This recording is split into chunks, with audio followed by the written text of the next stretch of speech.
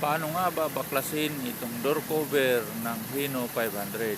Una, tanggalin natin itong pinaka cover sa taas gamit ang flat screw na ito. Yan. Pagkatapos, yan, tanggalin naman natin itong pinaka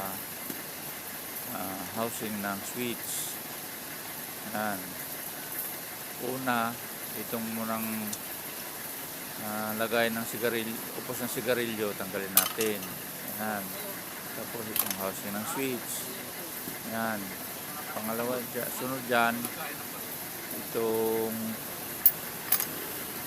hawakan niya. Ito, yan, may 4 na tornilyo yan. Yan, ang hawakan na yan.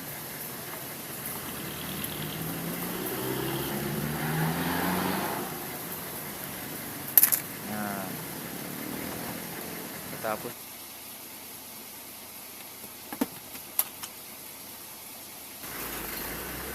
yan, pagkatapos ito naman, yan, itong taas na to ng goma, ang guide ng salamin, tanggalin natin. So ito na siya. Yan. Pagkatapos nyan, so tanggal na siya.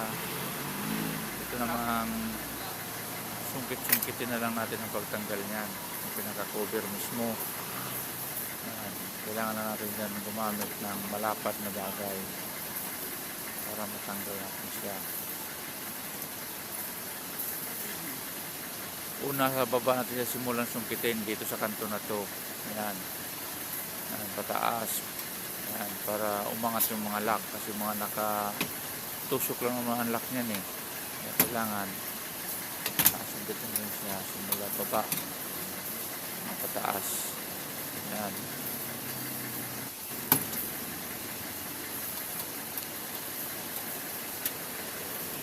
Yan.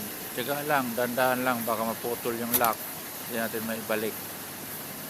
So, ganyan lang pagtanggal nito, door cover na ito. Yan. So,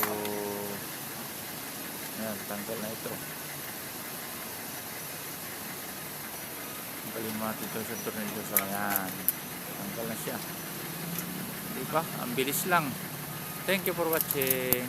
Bye-bye.